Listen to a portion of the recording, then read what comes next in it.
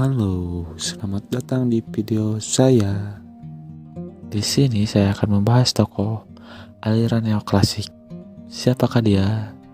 Ya, ialah Hermann Heinrich Gossen atau yang sering disebut dengan Gossen. Beliau lahir di Düren, Jerman pada tanggal 10 September 1810. Ia adalah seorang ahli ekonomi Jerman. Masa muda Gossen diisi dengan belajar ilmu ekonomi di Bonn di bawah penduduk Napoleon. Beliau adalah tokoh aliran neoklasik yang pertama membahas marginal utility dalam karyanya Development of the Law of Human Relationship and Rules to be Derived from for Human Action pada tahun 1854. Isi karya beliau adalah perkembangan hukum-hukum tentang hubungan manusia dan aturan akibat tindakan manusia. Dalam bukunya beliau menjadi orang yang pertama yang mengupas teori utilitas marginal. Buku beliau yang diterbitkan di Braunschweig pada tahun 1854 merupakan buku yang buruk. Kenapa buruk?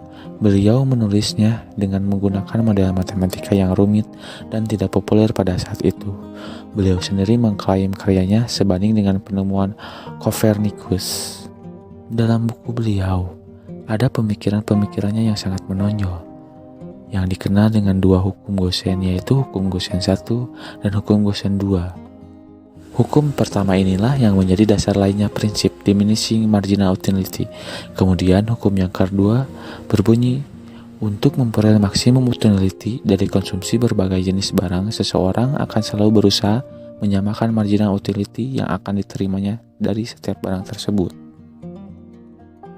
Nah, hukum kedua ini menjadi dasar prinsip individual utility maximization yang diasumsikan oleh para ekonom neoklasik selanjutnya.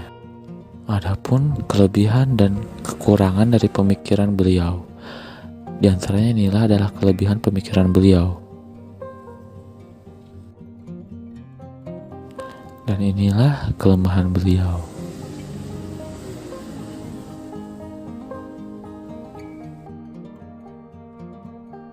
Pemilikan beliau yang masih relevan yaitu pemikiran tentang analisis marginal utility yang dapat digunakan dalam merumuskan dan memahami perilaku konsumen, serta dijadikan dasar bagi perusahaan untuk menentukan seberapa banyak tingkat produksi yang akan dijalankan.